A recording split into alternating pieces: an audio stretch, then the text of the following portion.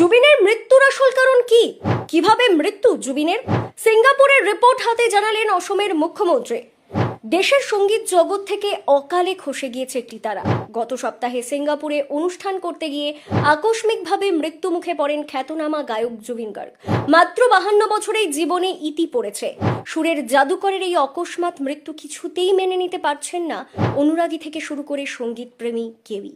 এই পরিস্থিতিতে ভিনদেশে ভূমিপুত্রের মৃত্যুতে আলাদা করে তদন্তের কথা বলেছেন অসমের মুখ্যমন্ত্রী হিমন্ত বিশ্ব শর্মা। তবে সোমবার সিঙ্গাপুরের তরফে এসে পৌঁছেছে জুবিনের মৃত্যুর শংসাপত্র অর্থাৎ ডেথ সার্টিফিকেট। তাতে জলে ডুবে মৃত্যুর কথা উল্লেখ রয়েছে বলে জানিয়েছেন মুখ্যমন্ত্রী। তবে নিজেদের আভ্যন্তরীণ তদন্ত চলবে তাও জানান তিনি। সিঙ্গাপুরের সরকারি তরফে জুবিনের ডেথ সার্টিফিকেটে কি উল্লেখ করা হয়েছে তা হাতে পেয়ে সংবাদ মাধ্যমে অসমের মুখ্যমন্ত্রী জানিয়েছেন, জলে ডুবেই গায়কের মৃত্যু হয়েছে। গত 19 তারিখ সিঙ্গাপুরের স্কুবা ডাইভিং করতে গিয়ে প্রাণ হারান